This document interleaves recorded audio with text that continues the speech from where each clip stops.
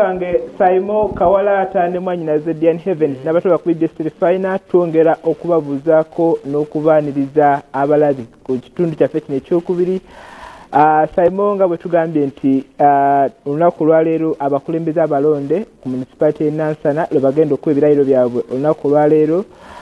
Enteekateeka zonna ziwedde ku kitebe kya municipality okulaba nga abakulembeze bonna bakuwa ebirayiro byabwe olunaku lwaleero era tukitegedde nti weziwerera ssaawa 4 abakulembeze bano bagenda kuba batandise okuba ebirayiro byabwe okulembera abantu b'e Nansana mu myaka 5 egigenda okuddako. Wano wendi Saimo ne mwanyina Zedian Heavens n'abatoba ku district final tulina emmeeya wa Nansana municipality omulonde Serunkuma John Bosco Kanakambata aka Kanakambata bwe yeeyita.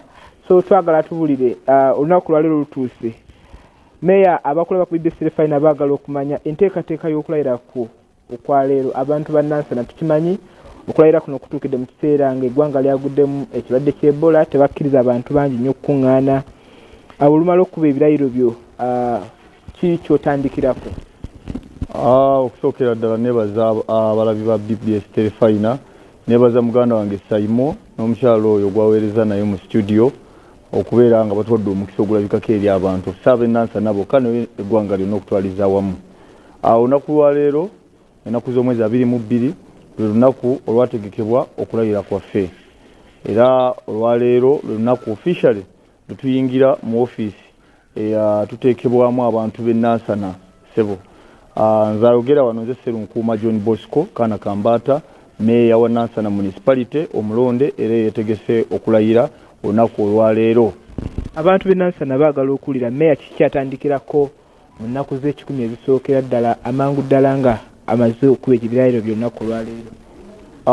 Ebimu ku bintu bye tuteekeddwa ennyo okutundira bye nasuubizanga abantu nga mbanoonyamu obuwagizi sebo kwali nga okudiiringa n'emisolo egibasuza nga tebeebase okumakinga sure bwe tuba nga tegivuddeewo kuba oluusi twesanga nga tuli limited ku busobozi obwo waki tugikendeezaako emisolo nga egya property rent tax emisolo egy'ekika ekyo ne bassaako guli kakasa mu nnaku zange 10 mukama wanaaba nsobozeseza nja kukola omulimu munene nnyo okuregulatingamu n'engeri abagenda mu field okola enforcement gye bakolamu emirimu ey'okumalaga tufunye okucomplain nti abantu baggalirwa ne mayumba gaabwe olw'okuba babaagaza property rent ate nga waliwo guidelines ezirina okugobererwa. So ekyo kimu ku bye tugenda okukola. Then issues endala Nansana en'enguudo nga 19 something naye eyinako enguudo like 5%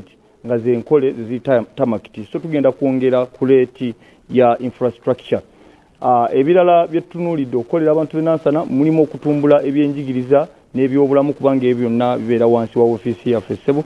Nansana oyinza okwewuunya wano mu division eno yokka erina abantu abawangaaliramu abali eyo 27,000. Eno division y'emu kyokka tulina division 4. 27,000 mulimu district namba nga teweza population eyo wano tetulina seed school out of that population. So tutunuulira okulobingira abantu b'e Nansana seed school eyo n'okwongeramu amasomero naddala ga secondary agataliimu mu Nansana muno okuyambako abantu abawejjera okusoma. Okulayira kwo kutuukidde mu lunaku nga eggwanga obaolyawo byafunye ekikangabwa eky'ekirwadde ky'Ebola. Omukulembeze w'eggwanga n'abakulu minisita ebyobulamu bazze bateekawo amateeka ag'enjawulo okulaba nga batangira abantu obutafuna kirwadde kino. Twakitegeddeko nti obadde wategese omukolo gw'okwebaza olunaku olw'enkya kwekerezamu ejjinja kalooli eyo.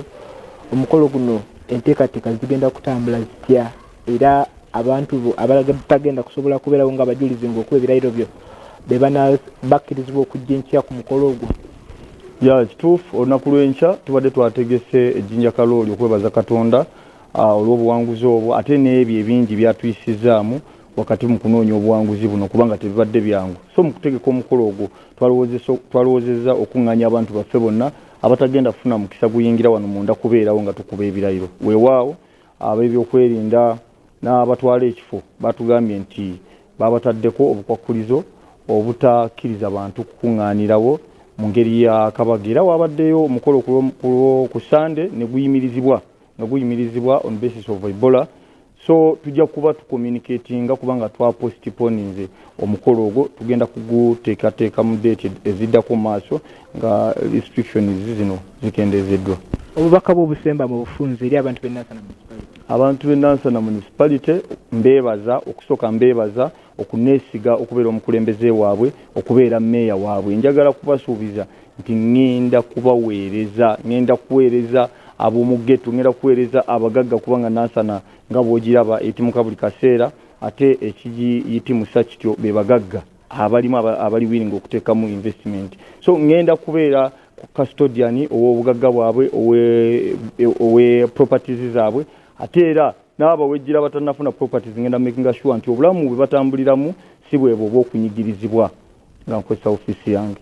Kale mwanyinaze Diane Heavens ne Simon Kawalata bigambo bya Mayor Mulonde. Serunkuma John Bosco agenda okuba ebirayo bye kitegeddeko nti ssaawa 4 zino agenda okutuuka agenda kuba amaze okutuuka ku kibuga kya municipality wali atandika okuba ebirayiro bye mu butongole atwale municipality ya Nansana eno mu maaso mu myaka 5. Tetusobola kusukako wano okujjako okumwagaliza ebirungi ebyerere mu buweereza bwe n'olukiiko lwonna lwagenda okukola nalwo. Nze Paul Bakabulindi olunaku olwaleero nkoze ne case care ku kamera kkiriza atakumira mpeera abankumire tubagaliza weekend ennungi tukwatagane sabbiiti ejja.